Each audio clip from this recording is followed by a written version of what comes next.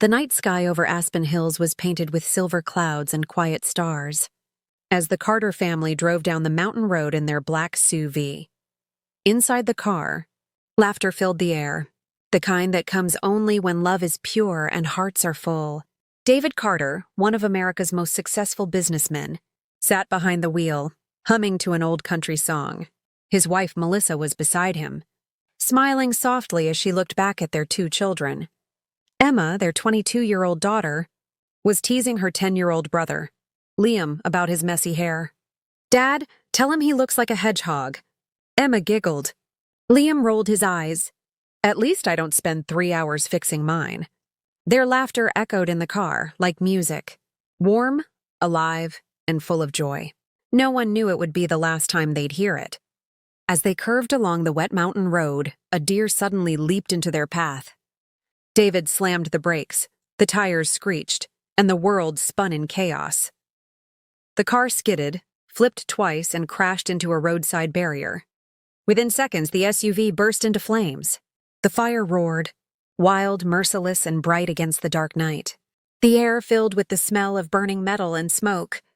David tried to reach for his children, but the fire was too strong. Melissa screamed Emma's name before the world went silent. A few minutes later, an elderly couple, James and Margaret Reynolds, were driving home from church when they saw the burning wreck. James pulled over, his heart pounding. "Dear Lord," Margaret gasped as she spotted a figure lying on the roadside. A young girl, her dress torn, her face covered in soot, barely breathing. James rushed forward, lifted the girl gently, and carried her to their old pickup truck. "She's alive," he whispered, his voice trembling. "We have to take her home." By the time they reached their small countryside cottage, the girl had fallen into unconsciousness. Margaret wiped the dirt and blood from her face and wrapped her in a warm blanket. When Emma opened her eyes the next morning, she was surrounded by unfamiliar walls, the smell of old wood, and the soft sound of a kettle boiling, but she remembered nothing. Not her name, not her family, not her home. Margaret sat beside her, holding her hand. "Sweetheart," she said softly, "you're safe now. You're with us." And from that day forward, Emma Carter, the only survivor of the Carter family tragedy, began a new life. One she didn't know was borrowed from a forgotten past. The morning sun streamed through the lace curtains of the small cottage, casting golden patterns on the wooden floor. Emma, though she didn't yet know that name, sat by the window, staring out at the endless stretch of meadows and pine trees. The scent of wildflowers drifted through the air. It was peaceful, too peaceful for someone whose soul carried invisible scars. Margaret entered quietly, carrying a tray of warm oatmeal and tea. "Good morning, sweetheart," she said with a kind smile. Emma looked up, confused but comforted by the woman's gentle eyes. "Morning, where am I?" "You're in our home," Margaret said softly. "I'm Margaret, and that's my husband. James, we found you near the highway 2 nights ago. You were hurt badly." Emma blinked, trying to remember, but her mind was a blank canvas. 2 nights ago? I don't remember anything. Not even my name. Margaret sat beside her and squeezed her hand. "It's okay, dear. Sometimes the mind protects us from things too painful to remember." James, standing by the doorway, nodded. "You can stay here as long as you need to." No questions asked. Days turned into weeks, and Emma began to heal. She helped Margaret in the garden, feeding chickens and planting daisies by the old white fence. Sometimes she'd laugh while cooking. Other times she'd stare silently at the horizon as if searching for something her heart knew but her mind couldn't recall. Margaret and James grew to love her deeply, as if she were the daughter they never had. The old couple had lived alone for years after losing their only son in a military accident. Now, with Emma around, their quiet house felt alive again. Every evening, Margaret would braid Emma's hair while telling stories from her youth. "You know," she said one night, smiling faintly, "God sends people into our lives for a reason. Maybe you were meant to find us." Emma smiled back. "And maybe I was meant to be found." But sometimes when she lay in bed, strange flashes haunted her dreams. The sound of laughter, the sight of fire, a man's voice shouting her name. She'd wake up sweating, heart pounding, unsure what it meant. James would hear her and rush in. "It's all right, honey. just a bad dream. Emma would nod, trying to believe him. Months passed. Emma had become a part of the Reynolds' lives, like a ray of sunlight breaking into their old, quiet world. The pain of the past began to fade until one afternoon, as she walked through town, she saw something that made her blood run cold. A billboard with a smiling family, the name Carter Enterprises written in bold letters underneath. The father, the mother, a little boy, and a girl who looked just like her. Emma froze, her heart racing. The air felt heavy. For the first time since the accident, something deep inside her whispered, "That's me." Emma stood motionless on the sidewalk, her eyes glued to the billboard towering above the busy street. Her heartbeat thudded so loud it drowned out the sound of passing cars. The smiling family on that poster wasn't just familiar. It felt like a memory pulled straight from her soul. Her hands trembled. Who are they?" she whispered. But deep inside, something already knew the answer. She took a step closer, staring at the name below the image. Carter Enterprises, building the future since 1998. Carter. The name echoed in her head like a distant bell. Her breath quickened. Her knees grew weak, and before she realized it, she was sitting on a nearby bench, clutching her chest. Bits of broken images started flashing before her eyes. A man's voice calling, "Emma!" A woman's soft laugh. A little boy hugging her waist. And then flames. She gasped for air as tears filled her eyes. People walked past, not noticing the storm inside her. When she finally returned home, Margaret noticed immediately. "Emma, what's wrong, sweetheart? You look pale." Emma sat quietly for a long moment before whispering, "I saw something today. A picture. A family. They look like me, Margaret." Margaret exchanged a worried glance with James.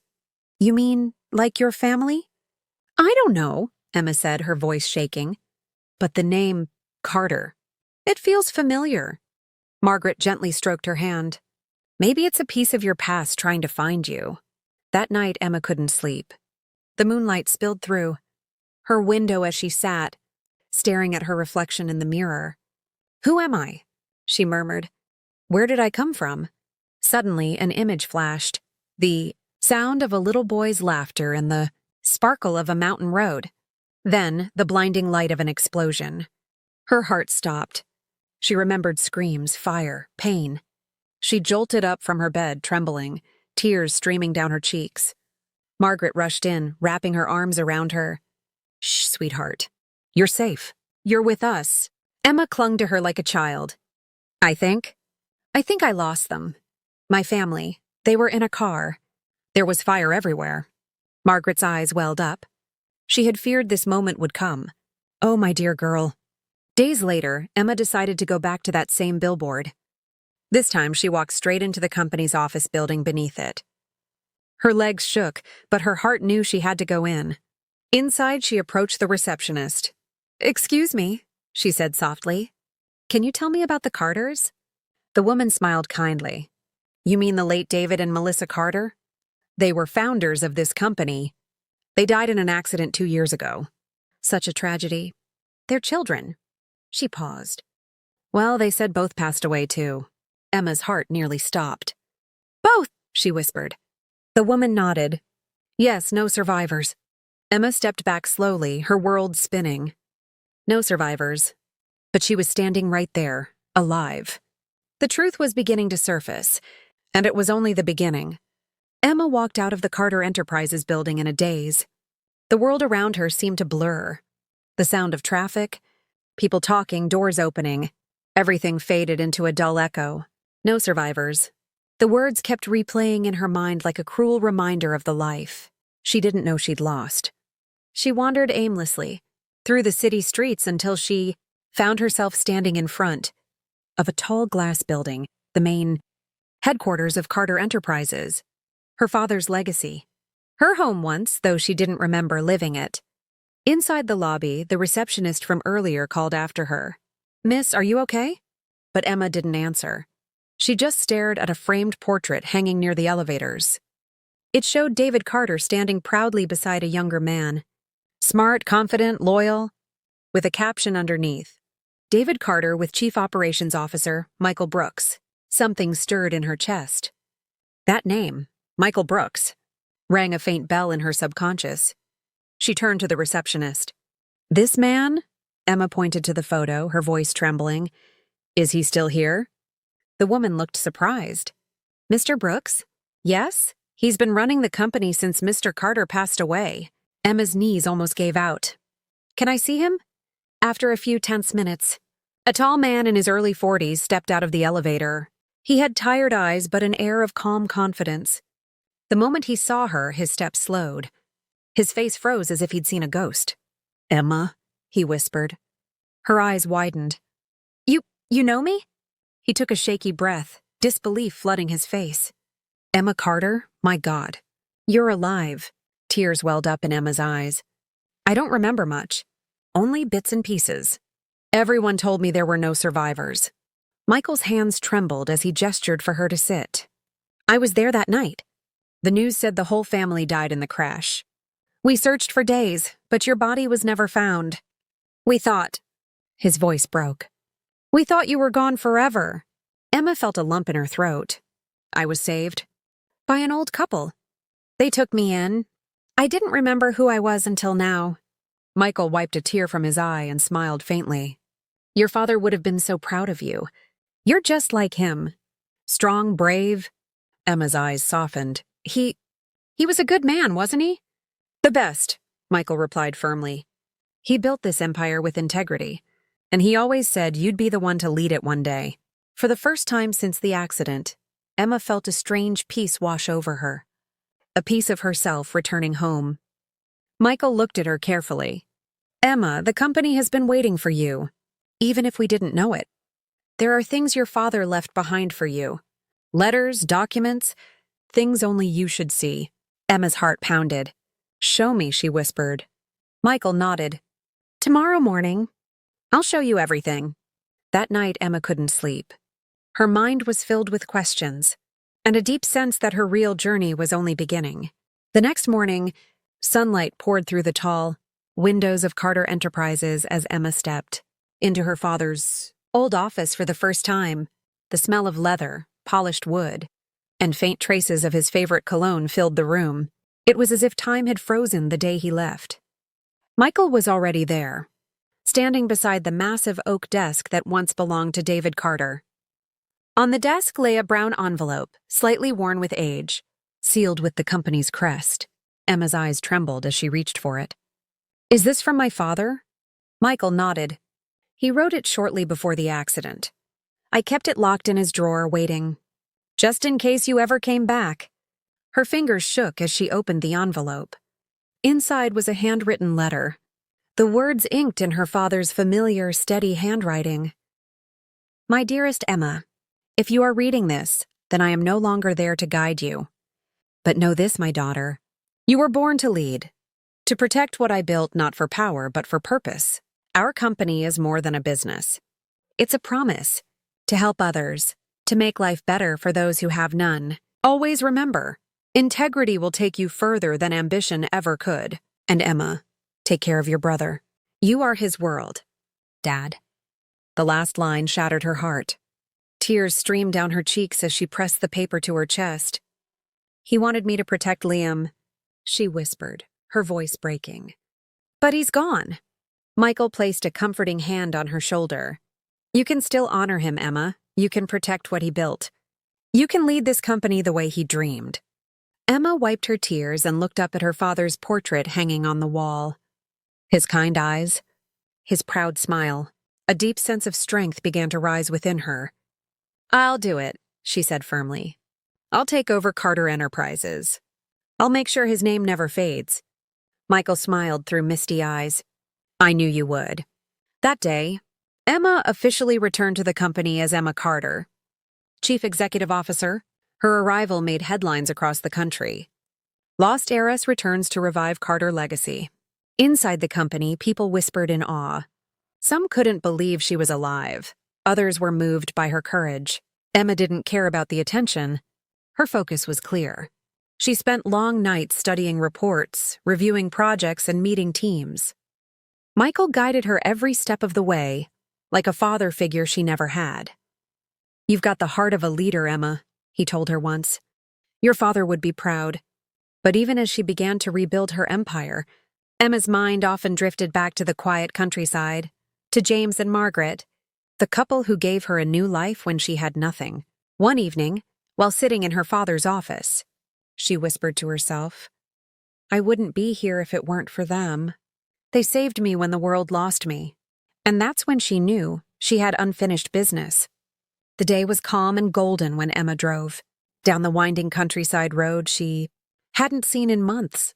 The city skyline had vanished behind her, replaced by rolling hills and fields of sunflowers swaying in the gentle breeze.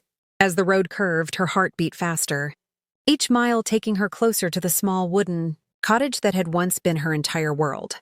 When she finally stopped in front of the old house, she just sat there for a moment, her hands trembling on the steering wheel. So many memories came rushing back. Laughter in the kitchen, Margaret's soft lullabies, James fixing the fence while humming old country songs. She stepped out of the car slowly, her eyes filling with tears.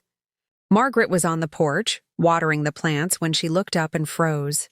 For a second, she didn't believe her eyes. Then her watering can fell from her hand. "Emma," she whispered, her voice shaking. Emma smiled through tears. "Yes, it's me, Mom." Margaret covered her mouth, tears spilling over as she ran toward her. "Oh, my sweet girl."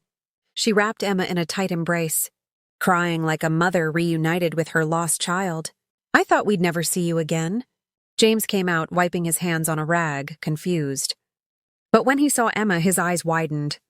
"Well, I'll be damned. My girl came home," his voice cracked with emotion as he hugged her with trembling arms.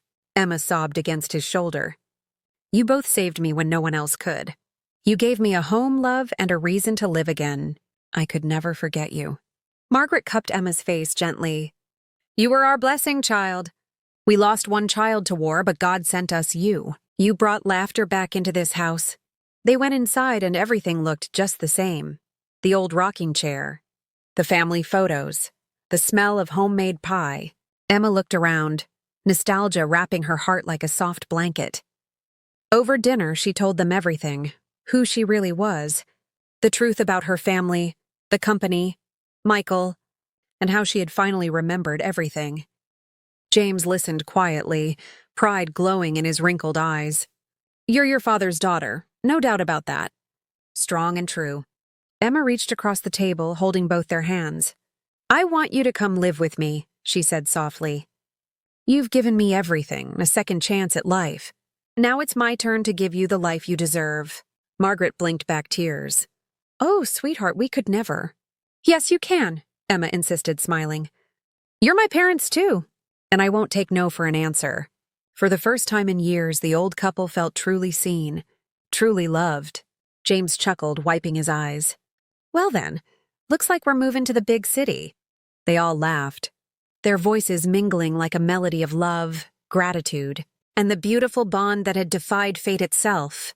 Outside, the sun dipped low over the hills, casting a warm glow, a perfect reflection of the light Emma had carried from the ashes into a brand new dawn. The city looked different this time, brighter, warmer, alive. Maybe it wasn't the city that had changed, but Emma herself. She drove slowly through the downtown streets, glancing at the back seat where Margaret and James sat, their eyes wide with wonder. For two people who had spent most of their lives in the quiet countryside, the tall glass towers and sparkling lights felt like another world. Margaret held James's hand tightly. "Oh, James, look at those buildings." They touched the clouds. James chuckled softly. "Well, if that ain't something, we've come a long way from our little porch, huh?" Emma smiled from the driver's seat. "Just wait until you see your new home." They pulled up in front of a beautiful white villa on the outskirts of the city, surrounded by trees, with a fountain at the entrance and a big garden full of flowers. A team of staff members stood at the gate, waiting to welcome them. Margaret's eyes widened in disbelief. "Emma, this can't be for us." Emma turned to them with tears in her eyes. "It is. You gave me a home when I had nothing. Now it's my turn to give you everything." Margaret covered her mouth, overwhelmed. "Sweetheart, we never wanted anything in return." Emma smiled gently. "I know. That's why you deserve it even more. Inside the house, every corner was filled with warmth. Emma had personally designed it, the cozy living room with old-style wooden furniture, a kitchen just like the one in their cottage, even a little garden patch outside where Margaret could grow her favorite flowers. When James saw the garage, he laughed heartily. "You got me a workshop?" "You remembered!" Emma grinned. "How could I forget? You used to fix everything, even my broken heart." The evening turned magical.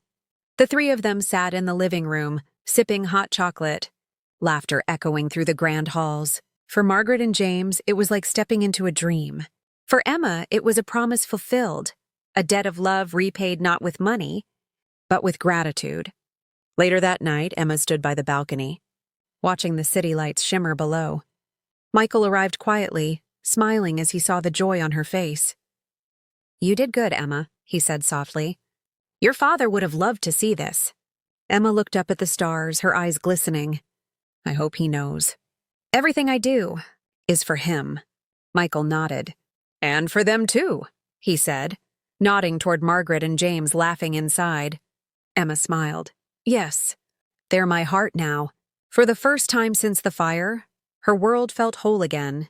No longer the girl who had lost everything. She was now a woman who had rebuilt her life on love, faith, and gratitude. As the night wind brushed against her face, Emma whispered into the darkness, "Dad, Mom, Liam, I'm home. And somewhere far beyond the stars, maybe, just maybe," they smiled back. The next few months were a whirlwind for Emma. Carter Enterprises, once her father's empire, was now under her command. And though her heart was filled with purpose, the corporate world was far from kind. Some board members doubted her abilities. Others whispered behind her back, saying she was too emotional, too inexperienced, or too soft to lead. But Emma didn't let their words shake her. Every morning she arrived early, studied every file, attended every meeting, and made decisions with the same calm strength her father was once known for. Michael stood by her side, offering quiet guidance. "You're doing great," he said one morning as they prepared for a major investors' meeting. Emma took a deep breath, her father's letter always close in her bag. "Dad built this company with integrity. I'll do the same. No shortcuts." That afternoon, as she stepped into the glass-walled boardroom, everyone turned to look. There was silence, a mixture of doubt and curiosity, as she took her father's seat at the head of the table. "Good afternoon," she began, her voice steady and confident. "I know many of you question whether I belong here. Maybe you're right, I wasn't trained for this. But I was raised by a man who believed in honesty, hard work, and people. I'm not here to replace him. I'm here to continue what he started." For a moment, the room remained still. Then, slowly, Michael began to clap. One by one, others followed. A few still frowned, but most felt something shift, the return of the Carter spirit. After the meeting, Michael smiled proudly. "You spoke from your heart? That's leadership." Emma exhaled deeply. "It's just the beginning." The weeks that followed tested her strength. The company faced a major financial challenge. When one of their international partners withdrew unexpectedly, reporters speculated that Carter Enterprises would collapse under her leadership. But Emma refused to back down. She worked day and night with Michael, renegotiated contracts, and personally reached out to new investors. Her determination inspired her team, and slowly things began to turn around. One evening, after a long day, she returned home to find Margaret waiting with dinner, and James fixing a chair in the hallway. Margaret smiled. "Long day, dear." Emma sighed and hugged her. "The longest. But we made progress." James chuckled. "That's my girl. Just like your old man, never quit." Emma looked at them and smiled softly. "You know, sometimes I think I wouldn't have survived all this if I hadn't had you two." Margaret brushed a strand of hair from her face. "You gave us a reason to live again, sweetheart. God always balances the scales." That night, Emma stood by her father's portrait once more, whispering, "I'm trying. Dad, I hope I'm making you proud." And though the office was empty and quiet, she could almost hear his voice echo softly in her heart. "You already are, my girl." The night was still, the sound of raindrops tapping softly against the window. Madison sat by her desk, flipping through some old files she'd found in the archives of the company. She wasn't sure why, but something deep inside her told her she needed to look. As she opened a faded folder labeled Reynolds Family Private Documents, a photograph slipped out and fell onto her lap. She picked it up. It was a picture of her parents and a young boy, her little brother at a lakeside. Her mother's hand was around her shoulder, and her father's smile was warm, proud, and full of life. The moment she saw it, a sharp pain surged through her head. Images flashed before her eyes. The road trip, the laughter in the car, the sudden crash, the explosion, the fire. Madison gasped and clutched her chest as memories came rushing back like a tidal wave. She remembered her father's voice shouting her name, her mother's arm reaching out to shield her, her brother's scream, and then a darkness. She fell from the chair, trembling, tears streaming down her face. "Oh my God. Mom? Dad?" "Noah," she whispered, her voice breaking. She could almost hear their voices echoing in her ears, as if they were right there beside her. In that moment, the truth shattered her heart. She had been that little girl. The accident that destroyed her family had been hers.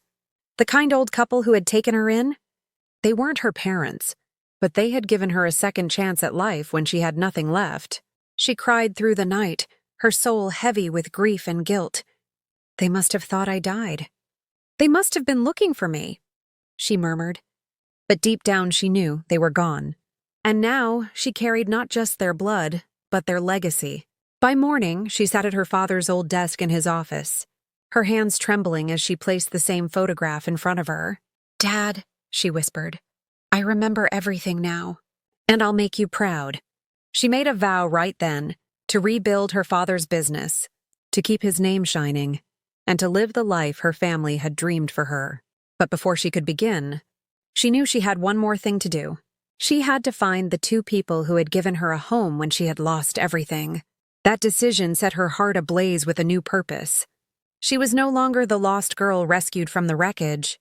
She was Madison Reynolds, daughter of the man whose empire still stood tall, and the girl who was about to return the kindness that had saved her life. Madison dropped to her knees, hugging them both tightly. "You saved me," she sobbed. "You gave me everything when I had nothing. I remember everything now, and I came back for you." The old couple cried with her, tears of joy, relief, and love that had endured through time. For Madison, it felt like coming home again, not to the house she lost, but to the hearts that had made her whole. The day Madison brought Mr. and Mrs. Miller home was one of pure joy.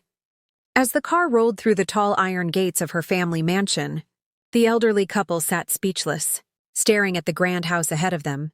The same mansion Madison's parents had once built with love and dreams. Mrs. Miller held Madison's hand tightly.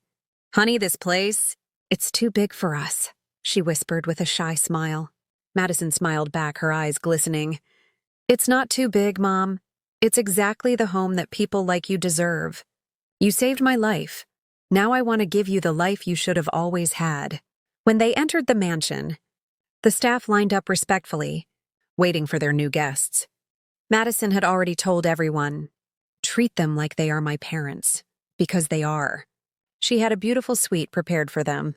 Soft cream walls, floral curtains, a cozy fireplace, and photographs she had taken with them. Over the years printed and framed on the shelves, Mrs. Miller touched one of the pictures with trembling fingers and said softly, "You really thought of everything." Mr. Miller chuckled through tears. "We raised a good girl, didn't we?" Madison hugged them both. "You raised a miracle out of ashes." The following weeks were filled with warmth that the mansion hadn't seen in years. Laughter returned to its halls. Mrs. Miller loved tending to the garden, filling it with roses and sunflowers. Mr. Miller spent his mornings on the porch, sipping tea and reading the newspaper, while Madison often joined him after work, resting her head on his shoulder, just like she used to when she was a little girl. But Madison wasn't only rebuilding her home life, she was also rebuilding her father's empire. Under her leadership, Reynolds Industries began to rise again, stronger, fairer, and more compassionate. She changed company policies, ensuring employee welfare and funding scholarships for underprivileged youth. Every project she approved carried her father's name, and every success felt like a tribute to her late parents. During one press conference, when reporters asked her about the key to her strength, she smiled and said, "My strength comes from two families, one that gave me life and one that gave me love. Without either, I wouldn't be who I am today." That quote went viral, inspiring millions.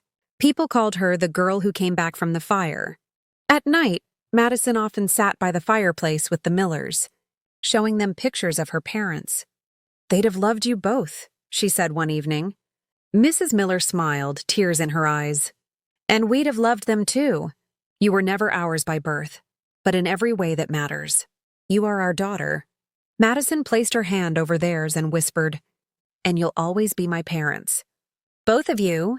That night, as the firelight flickered across their faces, Madison finally felt something she hadn't in years. Peace. She had found where she belonged, between the memory of those who gave her life and the love of those who helped her live it again. Years passed like pages turning in a gentle breeze. Madison's life had transformed completely, from a broken soul lost in the wreckage to one of the most inspiring figures in the country. Her story had touched hearts. Her business thrived under compassion and innovation, and her mansion had become a home filled with love, laughter, and purpose once again. Every morning she began her day with breakfast beside Mr. and Mrs. Miller. Though they had grown frail with age, their eyes still carried the same warmth, the same spark of love that had once saved her life. Madison often told them stories about her company's success, the people they had helped, and the dreams they had fulfilled. Mrs. Miller would smile proudly and say, "You've made both your fathers proud, sweetheart. The one who brought you into this world, and the one who saved you in it." Mr. Miller would nod with teary eyes, his old hand patting hers gently. "You're the daughter every parent dreams of." One winter night, as snowflakes danced softly outside and the world felt wrapped in silence, Madison sat beside their bed holding their hands. The fire flickered low, casting a golden glow across the room. The Millers had grown too weak to speak much now, but they smiled when they saw her. Mrs. Miller whispered faintly, "Promise me something, dear." Madison leaned closer, tears already welling in her eyes. "Anything, Mom." "Promise that you'll never be alone again. Fill this home with love, the way you filled ours." Madison nodded, clutching her hands tightly. "I promise, Mom. I'll keep you both alive in everything I do." That night, the house was quieter than ever before. When dawn arrived, the sun peeked through the frosted windows, and Madison found them peacefully asleep, holding each other's hands, smiles on their faces. They had gone together side by side just as they had lived. For hours, Madison sat by them, tears streaming silently. She wasn't crying out of pain this time, but out of gratitude.